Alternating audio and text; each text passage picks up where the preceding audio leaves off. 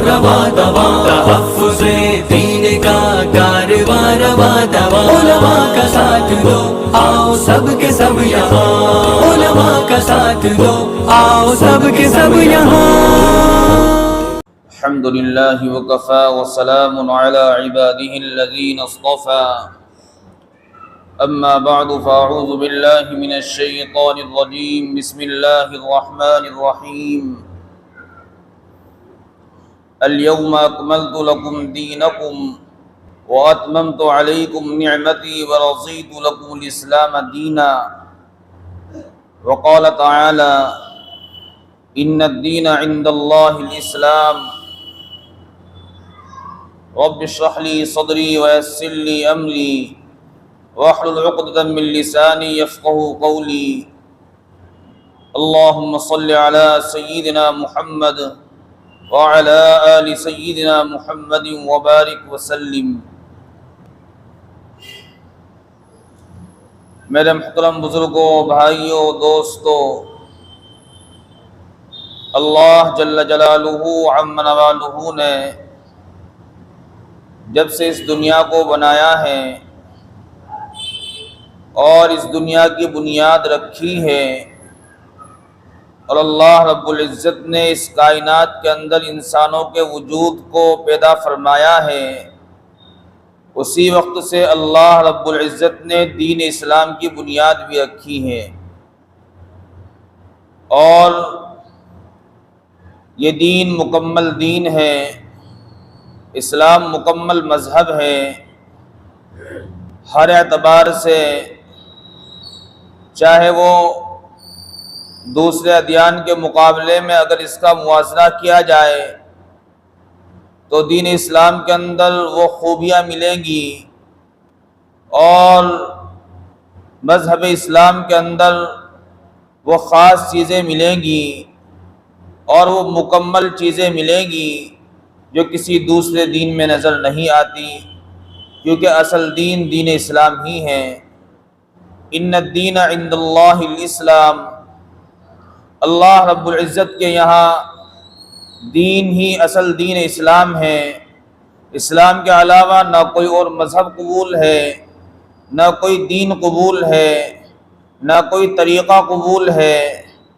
دین اسلام ہی کے طریقے اور دین اسلام ہی کے ماننے والوں کی جو ادائیں ہیں، اللہ رب العزت کو وہی محبوب ہیں اور وہی طریقے اللہ کو پسند ہیں۔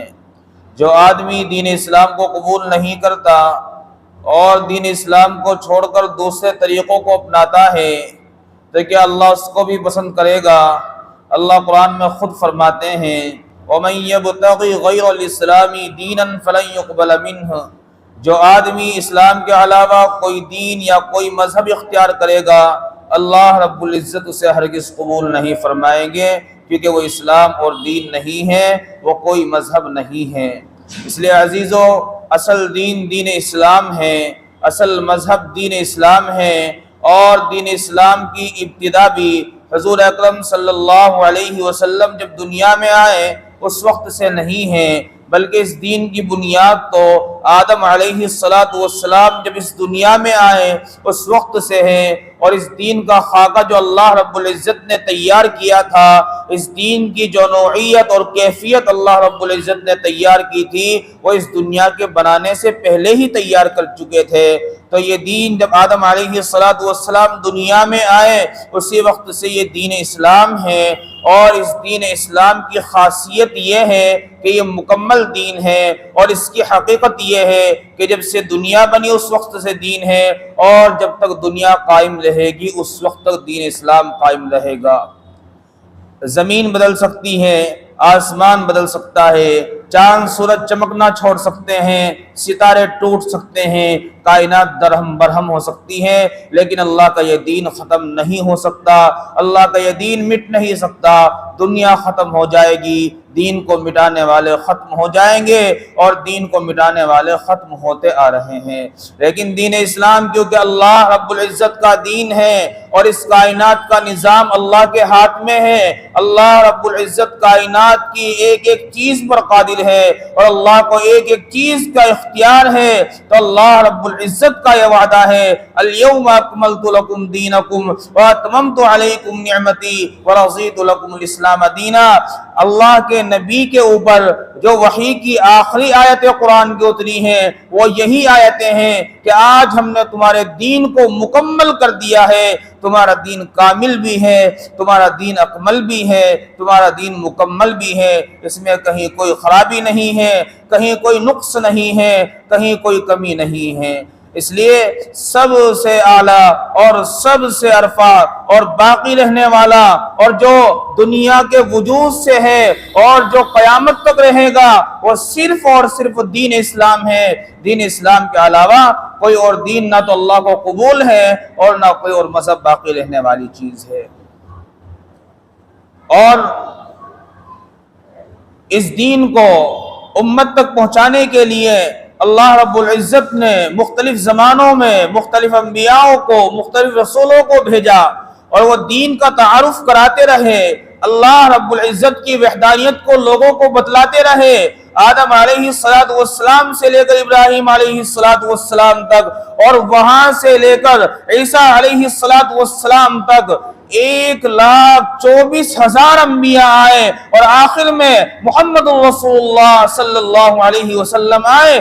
سب کا دین یہی ہے، سب کا اسلام یہی ہے، بنیادی تعلیمات یہی ہے اور بنیادی اسباق یہی ہے کہ اللہ رب العزت ایک ہے، کائنات کا پالنہار اللہ ہے، کائنات کا خالق اللہ ہے، کائنات کا مالک اللہ ہے، کائنات کا رازق اللہ ہے، کائنات کو نفع نقصان پہنچانے والا، زندگی حیات کا مالک، موت کا مالک، نفع نقصان کا مالک، ہر چیز کا مالک اللہ ہے۔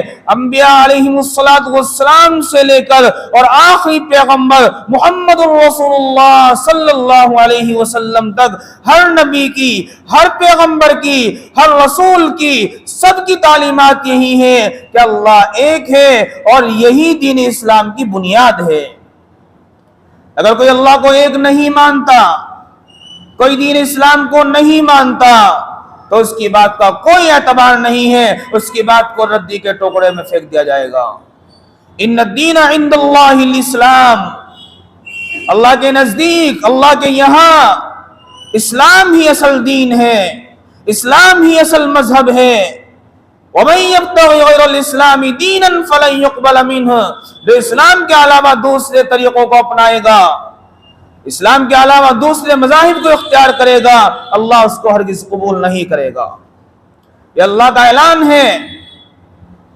اور آخری نبی جناب محمد رسول اللہ صلی اللہ علیہ وسلم ہے۔ آپ کے آنے کے بعد نبوت کا دروازہ بند، آپ کے آنے کے بعد رسالت کا دروازہ بند، آپ کے آنے کے بعد سب چیزیں بند ہو چکی ہیں۔ انا خاتم النبیین لا نبی بعدی، میں آخری نبی ہوں اور میرے بعد کوئی نبی نہیں ہوگا۔ ما كان محمد ابا احد من رجالكم ولكن رسول الله وخاتم النبیین، اللہ کا نبی آخری نبی ہے، محمد رسول اللہ صلی اللہ علیہ وسلم آخری رسول ہیں، ان کے بعد نہ کوئی نبی آئے گا نہ کوئی رسول آئے گا۔ اور حضور اکرم صلی اللہ علیہ وسلم پر قرآن کریم نازل ہوا 23 سال کی مدت میں، وقتاً فوقتاً، موقع بموقع جبرائیل علیہ السلام اللہ رب العزت کے یہاں سے محمد رسول اللہ صلی اللہ علیہ وسلم کے دل پر قرآن کریم کو لے کر نازل ہوتے رہے ہیں اور اللہ کے نبی قرآن کریم کی تعلیمات کو امت تک پہنچاتے رہے ہیں۔ قرآن کریم کے اندر آسمانی جتنی کتابیں ہیں، تورات ہو، زبور ہو، انجیل ہو یا پھر دوسرے صحیفے ہو، اللہ رب العزت نے قرآن کریم کے اندر ساری کتابوں کے علم کو جمع فرما دیا۔ حضور اکرم صلی اللہ علیہ وسلم نے فرمایا، مجھے تورات کے بدلے میں سورہ فاتحہ عطا کی گئی۔ تورات کے اندر جو تعلیمات تھی، تورات کے اندر جو اسباق تھے، وہ سب سورہ فاتحہ کے اندر جمع کر دیے گئے۔ پڑھیے الحمدللہ رب العالمین، تمام تعریف اس پروردگار کے لیے ہے جو دونوں جہاں کا پالنہار ہے۔ الرحمن الرحیم، وہ رحمان بھی ہے رحیم بھی ہے، مالک یوم الدین، یوم جزا کا مالک ہے، ایاک نعبد و ایاک نستعین، ہم تیری ہی عبادت کرتے ہیں اور تجھ سے ہی مدد مانگتے ہیں۔ یہی تو توحید ہے۔ تو تورات کے بدلے اللہ کے نبی کو سورہ فاتحہ عطا کی گئی ہے، اور انجیل کے بدلے میں اللہ کے نبی کو سورہ مائدہ عطا فرمائی گئی ہے۔ انجیل سائز کے اعتبار سے آسمانی کتابوں میں سب سے بڑی کتاب ہوئی اور سب سے وزن کے اعتبار سے سب سے بھاری کتاب ہوئی ہے، اور زبور کے بدلے میں اللہ کے نبی کو حامیم، یہ 7 سورتیں ہیں قرآن کریم کے اندر، 7 سورتیں ہیں جو لفظ حامیم سے شروع ہوتی ہیں، یہ عطا کی گئی ہیں۔ کل سورت 114 ہے، تو تورات زبور انجیل کے بدلے 9 سورتیں عطا کی گئی ہیں، اور اللہ کے نبی نے فرمایا کہ 105 سورتوں کے بدلے مجھے پورے عالم کے اوپر عزت عطا فرمائی گئی ہے۔ اللہ کے نبی سے بڑا کوئی نہیں ہو سکتا۔ آپ کے اخلاق، آپ کا کردار، آپ کا رہن سہن، آپ کا مرتبہ، آپ کا مقام، ان سے اوپر کسی کا مقام نہیں ہو سکتا۔ آپ کا مقام فرشتوں سے اوپر ہے۔ اس لیے فرمایا گیا کہ اللہ رب العزت نے قرآن کریم کو نازل فرمایا محمد رسول اللہ صلی اللہ علیہ وسلم پر، اور قرآن کریم کو محمد رسول اللہ صلی اللہ علیہ وسلم نے پوری امت تک پہنچایا۔ قرآن کریم ایک ایسی کتاب ہے جسے کوئی نہیں مٹا سکتا، مٹانے کی بات دور کی ہے، قرآن کریم کا کوئی ایک حرف بھی ختم نہیں کر سکتا۔ حرف دور کی بات ہے، قرآن کریم کا کوئی ایک زبر زیر اوپر نیچے نہیں کر سکتا۔ کیوں؟ اِنَّا نَحْنُ نَزَّلْنَا الذِّكْرَ وَإِنَّا لَهُ لَحَافِظُونَ، ہم نے قرآن کو نازل کیا، ہم اس کی حفاظت کریں گے۔ تو کائنات کا پالنہار، کائنات کا محافظ خود اس قرآن کی حفاظت کی ذمہ داری لے رہا ہے۔ اللہ رب العزت نے قرآن کی حفاظت کی ذمہ داری امت کو نہیں دی ہے۔ تو قرآن جب سے نازل ہوا ہے اور جب تک یہ دنیا رہے گی قرآن کریم باقی رہے گا۔ ساری چیزیں ختم ہوں گی لیکن قرآن ختم نہیں ہوگا۔ قرآن ختم ہونے والی چیز نہیں ہے، اور اس قرآن کریم کے پیغام کو پہنچانے کے لیے اللہ کے نبی کے ساتھیوں نے، اللہ کے نبی پر ایمان لانے والوں نے، صحابہ اکرام نے کیا قربانی نہیں دی؟ تو قربانی دی کہ اگر انسان اپنے دل سے سوچے تو انسان حیران رہ جاتا ہے اور یقین کرنا پر مجبور ہو جاتا ہے۔ قرآن کریم ایک ایسی کتاب ہے جس نے لوگوں کی زندگیوں کو بدل کر رکھ دیا، جھجوڑ کر رکھ دیا لوگوں کو۔ عمر فاروق رضی اللہ تعالیٰ عنہ خلیفہ دوم، قرآن سبب بنا ان کے ایمان لانے کا۔ گھر سے چلتے ہیں کہ محمد کو آج میں قتل کروں گا، محمد کا کام تمام کر دوں گا، نعوذ باللہ، لیکن پتا چلا بہن ایمان لے آئی، بہنوں ایمان لے آئے۔ راستے میں نعیم بن مسعود ملتے ہیں، پوچھا عمر کہاں جا رہے ہو؟ کہنے لگے آج اس شخص کا خاتمہ کرنے جا رہا ہوں جنہوں نے خاندانوں میں تفریق ڈلوا دی ہے، جنہوں نے بھائی بھائی کو دشمن بنا دیا ہے، ماں کو باپ سے اور بچوں کو ماں باپ سے جدا کر دیا ہے۔ آج اس محمد ابن عبداللہ کا خاتمہ کرنے جا رہا ہوں، نہ رہے گا بانس نہ بجے گی بانسری، آج کام تمام ہو جائے گا۔ نعیم بن مسعود نے کیا کہا؟ جاؤ انہیں تو چھوڑو، پہلے اپنے گھر کی خبر لو، تیری بہن اور تیرا بہنوں ایمان لا چکے ہیں۔ سارا غصہ ادھر کا ادھر آ چکا، اور فوراً سواری کا رخ ادھر کیا اور بہن کے دروازے پر دستک دی۔ وہاں قرآن کریم کی تعلیم ہو رہی تھی۔ حضرت خباب رضی اللہ تعالیٰ عنہ حضرت عمر رضی اللہ تعالیٰ عنہ کی بہن کو اور بہنوئی کو قرآن کریم سکھلا رہے تھے۔ جیسے ہی دروازے پر دستک ہوئی، حضرت خباب رضی اللہ تعالیٰ عنہ کو چھپا دیا گیا اور بہن نے دروازہ کھولا۔ عمر نے بغیر کسی کچھ پوچھے تاچھے بہن کے چہرے پر ایک تھپڑ مارا اور کہنے لگا کہ بہن، خطاب کا خون تو اپنے آبا و اجداد کے دین کو چھوڑتی ہے، میں نے سنا ہے کہ تو بے دین ہو گئی ہے۔ بہن نے بڑے سمجھانے کی کوشش کی، یہ بات سمجھ میں نہیں آئی، بہنوں ہی بیچ میں آئے، انہیں بھی ماننا شروع کیا، تو بہن غصے میں آ گئی، غیرت ایمانی جوش میں آ گئی، کہنے لگی اے عمر، جس باپ کا تو خون ہے خطاب کا، اسی باپ خطاب کا میں بھی خون ہوں، اور جب میں اعلان کرتی ہوں میں نے اسلام قبول کر لیا، تو جو کر سکتا ہے کر لے، جو تجھ سے ہو سکتا ہے کر لے۔ جب بہن کا یہ جذبہ دیکھا اور یہ جرأت دیکھی تو عمر رضی اللہ تعالیٰ عنہ ٹھنڈے پڑ گئے، کہنے لگے مجھے یہ بتاؤ تم پڑھ کیا رہے تھے؟ بہن نے کہا تو ناپاک ہے، تو کافر ہے، تو بتوں کا پجاری ہے، تو پیشاب کا پینے والا ہے۔ قرآن کریم پاک چیز ہے، اللہ رب العزت کی زبان سے نکلا ہوا کلام ہے، ناپاک آدمی کے ہاتھ میں ہم وہ قرآن کریم نہیں دے سکتے۔ پہلے غسل کیجئے۔ عمر رضی اللہ تعالیٰ نے غسل کیا اور حضرت خباب رضی اللہ تعالیٰ نے بھی باہر نکل آئے، اور جب حضرت عمر فاروق رضی اللہ تعالیٰ عنہ کے سامنے قرآن کریم کی پہلی آیت طٰہَ مَا أَنزَلْنَا عَلَيْكَ الْقُرْآنَ لِتَشْقَىٰ إِلَّا تَذْكِرَةً لِمَن يَخْشَىٰ پڑھی گئی تو عمر رضی اللہ تعالیٰ عنہ کی دل کی دنیا بدل گئی، اور کہنے لگے مجھے محمد الرسول اللہ صلی اللہ علیہ وسلم کے قدموں میں لے چلو، میں تو آج تک گمراہی میں تھا، میں تو آج تک اندھیرے میں تھا۔ تو قرآن کریم نے عمر جیسے بہادر کی زندگی کو بدل کر ڈال دیا۔ یہی وہ قرآن کریم ہے جو آج سے 1400 سال پہلے محمد رسول اللہ صلی اللہ علیہ وسلم پر نازل ہوا تھا، اس کو کوئی مٹا نہیں سکتا۔ اور ابھی قرآن مدینے میں نہیں پہنچا، محمد رسول اللہ صلی اللہ علیہ وسلم مدینے میں نہیں پہنچے، جن پہ قرآن نازل ہوا مدینے میں نہیں پہنچے، قرآن مدینے میں پہنچا، اور قرآن نے مدینے میں پہنچ کر لوگوں کی زندگیاں بدل دی، لوگوں کی زندگیوں میں انقلاب پیدا کیا۔ جب مدینہ منورہ سے 12 لوگ حج کرنے کے لیے آئے تو رسول اللہ صلی اللہ علیہ وسلم نے انہیں دین کی دعوت دی، اور انہوں نے دین کی دعوت کو قبول کیا اور اسلام لے آئے۔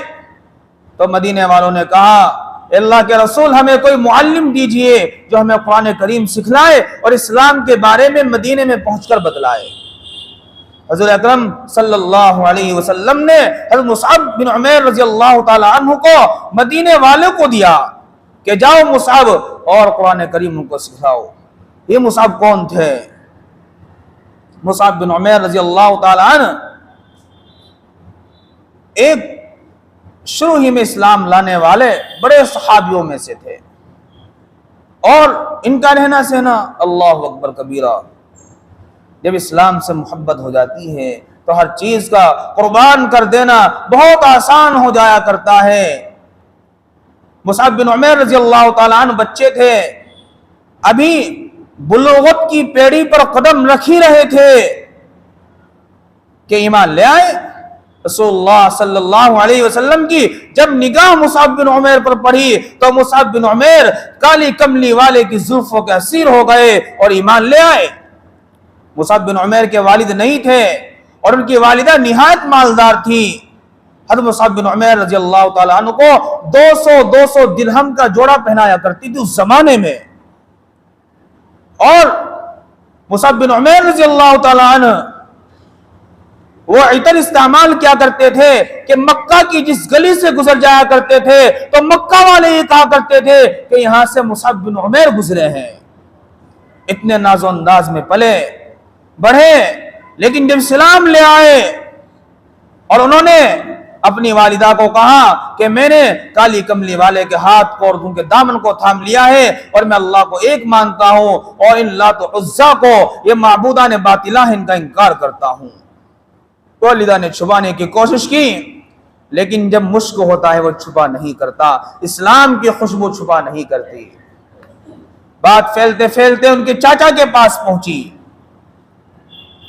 اور چاچا کے کان میں جیسے ہی بات پہنچی کہ میرا بھتیجا اسلام لے آیا ہے اور انہوں نے ہمارے معبودوں کی تذلیل کی ہے، اس نے ہمارے معبودوں کی، ہمارے خداؤں کی توہین کی ہے، تو کہنے لگے مصعب یا تو ہمارے آبا و اجداد کے دین کی طرف واپس لوٹ جا ورنہ آج سے تیرے باپ کی جو ملکیت ہے اور جو جائیداد ہے، جو خزانے ہیں، ان سب سے میں تجھے بے دخل کر دیتا ہوں، اس میں تیرا کوئی حق نہیں رہے گا۔ مصعب بن عمیر رضی اللہ تعالیٰ عنہ نے فرمایا کہ میرے چچا، تم تو صرف مال دولت کی دھمکی دے رہے ہو، میرے جسم سے بوٹیاں کھینچی جا سکتی ہے، میری رگوں سے خون کو الگ کیا جا سکتا ہے، لیکن میرے دل میں اسلام سرایت کر چکا ہے اور اس اسلام کو کوئی نکال نہیں سکتا، کوئی دنیا کی بڑی سے بڑی طاقت مجھے اسلام سے نہیں پھیر سکتی۔ جاؤ، مال جائیداد یہ فنا ہونے والی چیزیں تمہیں مبارک ہو، اور مجھے ان کی کوئی ضرورت نہیں ہے، لیکن میں اسلام نہیں چھوڑ سکتا۔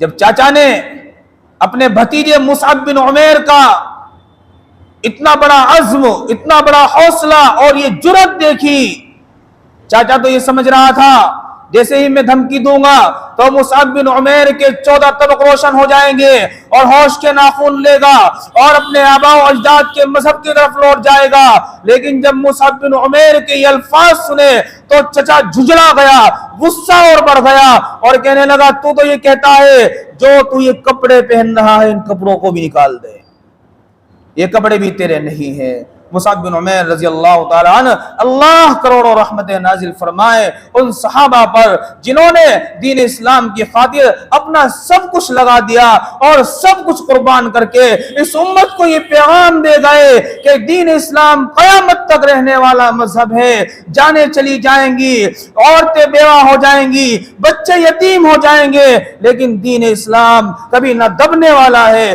نہ جھکنے والا ہے، نہ ختم ہونے والا ہے، اس کی شان ہے اوپر اٹھنا اور یہ اوپر اٹھتا جائے گا۔ دین اسلام ہر کچے پکے مکان میں داخل ہوتا جائے گا اور داخل ہو کر رہے گا۔ مصعب بن عمیر رضی اللہ تعالیٰ عنہ نے اپنے وہ کپڑے بھی نکال دیے۔ اندازہ لگائیے آپ لوگ، یہ قربانی آسان نہیں ہوتی۔ 200 درہم کا جوڑا پہننے والا وہ نوجوان، ایسا عطر استعمال کرنے والا نوجوان کہ مکہ کی گلیاں جس سے گزرنے کی گواہی تھے، آج اس نے اپنے جسم سے اس اسلام کی خاطر کپڑوں کو نکال کر پھینک دیا، بالکل ننگے ہو گئے اور اپنے گھر چھوڑتے ہوئے اپنے ماں کے سامنے آئے۔ ماں نے شرم کے مارے اپنی آنکھوں کو ڈھانپ لیا، کہنے لگی بیٹا تو ننگا ہے، کہنے لگی ماں جیسے حضرت ابراہیم علیہ السلام نے اپنے باپ کو کہا تھا وَاهْجُرْنِي مَلِيًّا، باپ یا تو مان لے بات کو، اور باپ نے کہا تھا تجھے اتنے پتھر ماروں گا، تجھے سنسار کر دوں گا۔ کیا کہا تھا ابراہیم نے؟ قال سلام علیک سأستغفر لک ربی انہ کان بی حفیا، میرے ابا میں اس مکان کو چھوڑ دوں گا، میں اس وطن کو چھوڑ دوں گا، میں اس بستی کو چھوڑ دوں گا، میں اس خاندان کو چھوڑ دوں گا، لیکن توحید کو نہیں چھوڑ سکتا۔ آپ پر سلامتی ہو، میرا رب بڑا مہربان ہے، میں اپنے رب سے تمہارے لیے استغفار کروں گا۔ آج ابراہیم کا ایک بیٹا اس کے لیے امتحان ہے کہ مصعب بن عمیر جو ابراہیم کا بیٹا ہے روحانی، اس کے جسم سے کپڑوں کو الگ کر دیا گیا، اس کی جائیداد کو لے لیا گیا اور اس کو بے دخل کر دیا گیا۔ ماں کے سامنے آئے، ماں نے آنکھوں کو ڈھانپ لیا اور آنکھوں سے آنسو جاری ہو گئے۔ بیٹا ایک مرتبہ اور سوچ لے، ایک مرتبہ اور سوچ لے، باپ تیرا نہیں ہے، اکیلا بیٹا ہے، تو نے یہ کیا فیصلہ کر دیا، کیا حال بنا لیا اپنا؟ مصعب بن عمیر نے کہا 1 سے 1000 تک فیصلہ یہی ہے کہ میں اسلام کو نہیں چھوڑ سکتا، اور اپنے گھر کو چھوڑ دیا۔ عزیزو، یہی وہ مصعب بن عمیر ہیں جن کو اللہ کے نبی نے سب سے پہلے مدینہ منورہ کے اندر بھیجا کہ جاؤ مصعب بن عمیر مدینہ منورہ کے اندر قرآن کی تعلیم دو۔ 1 سال قرآن کریم کی تعلیم دی، اتنی محنت کی کہ 1 سال کے بعد پھر مکہ مکرمہ میں آئے اور اپنے ساتھ 75 لوگوں کو مسلمان کر کے مدینہ منورہ سے لے آئے، جن میں 72 مرد تھے اور 3 عورتیں تھی، جس کو بیعت عقبہ ثانیہ کہتے ہیں۔ اللہ کے نبی کے ہاتھ پر ان لوگوں نے بیعت کی اور اسلام لے آئے۔ تو عزیزو، اس اسلام کے پیچھے ایک لمبی قربانیاں ہیں، اس قرآن کے پیچھے ایک لمبی قربانیاں ہیں۔ قرآن مٹنے والی کتاب نہیں ہے۔ لوگ قرآن کو جلاتے ہیں، لوگ قرآن کی مخالفت کرتے ہیں۔ ابھی عید کے دن سویڈن کے اندر قرآن کریم کو جلایا گیا۔ انہیں سمجھنا چاہیے کہ قرآن کریم جلا کر ختم کرنے والی کتاب نہیں ہے۔ قرآن کریم کو کتابوں سے مٹایا جا سکتا ہے، لیکن جو لاکھوں کروڑوں حفاظ دنیا کے اندر ہے ان کے دل سے قرآن کریم کو کون نکالے گا؟ ہندوستان کے اندر انگریز آیا، لاکھوں علماء کو شہید کیا گیا، اور یہ سمجھنے لگا ہندوستان کی دھرتی پر کوئی عالم نہیں ہے۔ کیا آج اس دنیا کے اندر اور اس دھرتی پر عالم دین نہیں ہے؟ کیا اس قرآن کے حافظ نہیں ہے؟ کیا اس قرآن کے داعی نہیں ہے؟ یہ اللہ کا نظام ہے جو قیامت تک چلے گا۔ اور ایک بات اور سنو، قرآن کو جلا کر ختم کرنا یہ آسان کام ہے، لیکن یہ تم نے غلط جنگ چھیڑ دی ہے۔ قرآن کریم کی خاصیت یہ ہے کہ جہاں قرآن کریم کی جتنی مخالفت کی جائے گی قرآن کریم وہاں اپنی جگہ بنائے گا۔ آؤ تاریخ اٹھاؤ اسپین کی، اسلام کی اینٹ سے اینٹ بجائی صلیبیوں میں، اینٹ سے اینٹ، قرآن کریم پڑھنے پر پابندی، نماز پڑھنے پر پابندی، اللہ کا نام لینے پر پابندی۔ آج دیکھو اسپین کے اندر اسلام کیا ہے۔ تو بھائیوں، قرآن کریم ایسی کتاب نہیں ہے کہ اس کو مٹا دیا جائے۔ ہاں، قرآن کریم سے تکلیف ہے لوگوں کو، کیوں؟ کیونکہ قرآن کریم ہر کالے گورے کو، مالدار غریب کو ایک نگاہ سے دیکھنے کا حکم دیتا ہے۔ کوئی غریب ہو مالدار ہو، اللہ کے یہاں سب ایک ہیں۔ کسی کا خاندان کوئی ہو، برادری کوئی ہو، اللہ کے یہاں سب ایک ہیں۔ مسجد میں آؤ، یہی تو مثال ہے۔ مسجد میں آؤ، کوئی محلے کا کتنے ہی بڑا چودھری ہو، کتنا ہی بڑا سرمایہ دار ہو، لیکن اگر دیر سے آیا تو اسے جگہ پیچھے ہی ملے گی۔ ایسا نہیں ہے کہ وہ مسجد کی صف سے کسی غریب آدمی کا ہاتھ پکڑ کے پیچھے کر دے اور خود آگے جگہ لے لے۔ اسلام اس کی اجازت نہیں دیتا، یہ قرآن کی تعلیم ہے۔ تکلیف ان لوگوں کو ہے قرآن سے جنہوں نے اس دنیا کو غلام بنانا چاہا۔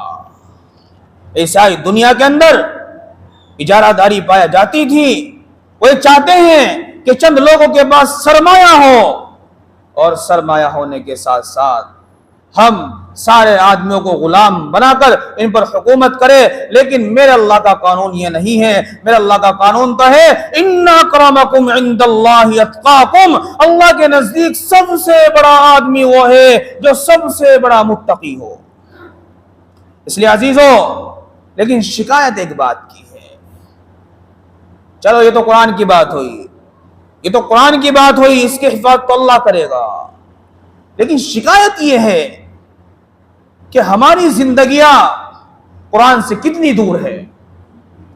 اگر میں اس مجمع کے اندر ہاتھ اٹھوانے لگوں اور یہ سوال کروں اپنی امت، اپنی قوم سے کہ آپ لوگوں نے صبح سے لے کر اب تک کتنے لوگوں نے قرآن کریم کی تلاوت کی ہے، تو شاید اس پورے مجمع کے اندر 10% لوگ ملیں گے جنہوں نے قرآن کریم کی تلاوت کی ہوگی۔ ہمیں دوسروں سے گلہ نہیں ہے، دوسروں سے شکوہ نہیں ہے، ہمیں خود اپنے سے شکوہ ہے، اپنی قوم سے گلہ ہے۔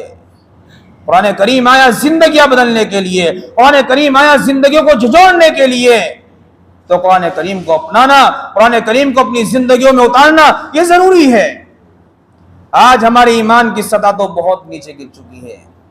افسوس ہوتا ہے، افسوس ہوتا ہے، لوگ بیان نہیں سنتے، گھڑیوں کی طرف دیکھتے ہیں۔ کیا ہدایت ملے گی انہیں؟ کیا امید لگائی جا سکتی ہے ان سے؟ کچھ نہیں لگائی جا سکتی، کچھ نہیں لگائی جا سکتی۔ یہ بات اعلان ہے، علی اعلان بات ہے۔ یہ بات سنا کرو دھیان سے، اللہ سے توفیق مانگا کرو عمل کی، تو عمل کی توفیق ملے گی، ورنہ کچھ نہیں ملے گا۔ شکایت ہے قرآن کریم زندگیوں سے کیوں نکلا؟ شکایت ہے قرآن کریم ہمارے بچوں کی زندگیوں میں کیوں نہیں ہے؟ مصعب بن عمیر آج بھی پیدا ہو سکتے ہیں، اللہ کے نبی کے، ہم بھی تو امتی ہیں، ہم بھی تو وہی لوگ ہیں، پھر کیوں؟ ابھی شور مچ رہا ہے UCC کا، یکساں یونیفارم یکساں سول کوڈ کا۔ یہ مسئلہ صرف ہمارا نہیں ہے، ہندوستان میں پائے جانے والے ہر انسان کا یہ مسئلہ ہے۔ ہماری ذمہ داری ہے اس لیے عزیزوں دوسروں سے بالکل شکایت نہیں ہے، مایوس ہونے کی بالکل ضرورت نہیں ہے۔ اسلام مٹنے والی چیز نہیں ہے، قرآن ختم ہونے والی چیز نہیں ہے۔ لاکھ کوشش کر لو، لاکھ سازشیں کر لو، لاکھ تدبیریں کر لو، وَمَكَرُوا وَمَكَرَ اللَّهُ، تم تدبیریں کرو گے اللہ تمہارے خلاف تدبیریں کرے گا، اور اللہ کے خلاف کوئی تدبیر نہیں کر سکتا۔ کوششیں کر لو، لیکن شکایت یہ ہے کہ ہمیں سب سے پہلے اسلام خود اپنانا پڑے گا۔ اسلام کو اپناؤ، دین کو اپناؤ، اپنی زندگیوں کو اپناؤ۔ آج اس مجمع کے اندر نگاہ ڈالی جائے، کتنے لوگوں کے چہروں پر داڑھیاں ہیں۔ سوال کیجئے اپنے آپ سے، کیا منہ دکھاؤ گے اللہ کے نبی کو؟ کیا مرنا نہیں ہے؟ مرنا ہے۔ اس لیے غور کیجئے، فکر کیجئے۔ جمعیت العلماء ہند کی طرف سے ایک پیغام ہے، وہ بات بتا کر بات ختم ہو جائے گی۔ اس وقت یکساں سول کوڈ کا مسئلہ چل رہا ہے، UCC بل آ رہا ہے۔ مسئلہ تو سبھی کا ہے اور فکر کرنے کی ضرورت بھی ہے، غم کی ضرورت نہیں ہے، فکر کی ضرورت ہے۔ بس اپنا احتجاج درج کرائیے۔ حکومت ہند نے 14 تاریخ تک ہر آدمی کی طرف سے اس کی رائے مانگی ہے کہ یکساں سول کوڈ کے بارے میں اس کی کیا رائے ہے۔ اکثر لوگوں کے پاس ملٹی میڈیا موبائل ہے، بڑا موبائل ہے، اس میں سب چیزیں آ رہی ہیں جمعیت کی طرف سے۔ آپ اس کو کلک کیجئے، کلک کرنے کے بعد وہ آپ کی ای میل آئی ڈی مانگے گا، وہ ڈالیے۔ اس کے بعد آپ اس پہ لکھ دیجئے گا کہ ہمیں یہ منظور نہیں ہے اور ہماری رائے اس کے خلاف ہے۔ دوسری مذہب کے لوگ، دوسری قوموں کے لوگوں نے اب تک بڑی تعداد میں احتجاج درج کرایا ہے اور ہمیں اب تک کچھ پتہ بھی نہیں ہوگا۔ اس لیے حرکت میں آئیے، دن بہت کم ہے، 14 جولائی تک اس کا وقت ہے، اپنی رائے دیجئے۔ کم از کم اگر ہم کچھ نہیں کر سکتے، ہم اس ملک کے اندر اسلامی قانون نافذ نہیں کر سکتے، ہم اس ملک کے اندر حدود و قصاص نافذ نہیں کر سکتے، تو کم از کم ہم جو کر سکتے ہیں وہ تو کریں، تاکہ ہم اللہ کے یہاں جواب دینا ہو۔ اللہ تعالیٰ سب کے پاس ایپ ہوگا، موبائل سے سرچ کر لیجئے، گروپوں میں بہت تیزی سے گھوم رہا ہے وہ، اور اس پہ کلک کیجئے۔ ہر آدمی حرکت میں آئیے، چاہے نمازی ہو، چاہے بے نمازی ہو، چاہے صرف جمعے میں آنے والا ہو۔ اگر مسلمان ہے تو اپنی ذمہ داری کو سمجھ کے ذمہ داری کو نبھائیے، یہ ہمارے قائدین کا حکم بھی ہے اور ان کی طرف سے پیغام بھی ہے۔ اللہ تعالیٰ عمل کرنے کی توفیق عطا فرمائے۔ وآخر دعوانا الحمدللہ رب العالمین۔